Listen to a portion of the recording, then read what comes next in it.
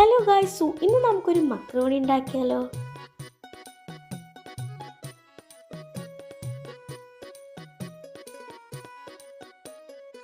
അപ്പോൾ നമ്മുടെ മസാല ഒക്കെ റെഡി ആയിട്ടുണ്ട്. ഇനി നമുക്ക് വൈറ്റ് സോസ് ഉണ്ടാക്കാം. വൈറ്റ് സോസിന് ആദ്യം നമ്മൾ ബട്ടർ ആഡ് ചെയ്യണം.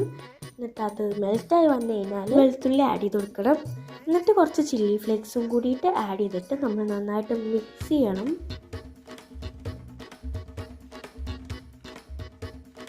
ഇനി നമ്മൾ ഇതിലേക്ക് അരിപ്പൊടി ആഡ് ചെയ്ത് കൊടുക്കണം. പിന്നെ ആവശ്യത്തിനുള്ള മിൽക്കും ഒരു സോസ് കൺസിസ്റ്റൻസി ആവണ വരെ മിൽക്ക് ഒഴിച്ചു കൊടുത്താൽ മതി. അത് കഴിഞ്ഞിട്ട് നമ്മൾ നന്നായിട്ട് മിക്സ് ചെയ്യണം. ഇനി വൈറ്റ് സോസിലേക്ക് നമ്മൾ നേരത്തെ ഉണ്ടാക്കി വെച്ച മസാല ആഡ് ചെയ്ത് കൊടുക്കണം. Then mix it well. പിന്നെ നമ്മുടെ മക്രോണിയും കൂടി ഇതിലേക്ക് ആഡ് ചെയ്ത് കൊടുക്കുക. അപ്പം നമ്മുടെ സിമ്പിൾ മക്രോണി ഇവിടെ റെഡി ആയിട്ടുണ്ട്. അപ്പോൾ എല്ലാവരും ട്രൈ ചെയ്ത് നോക്കണേ.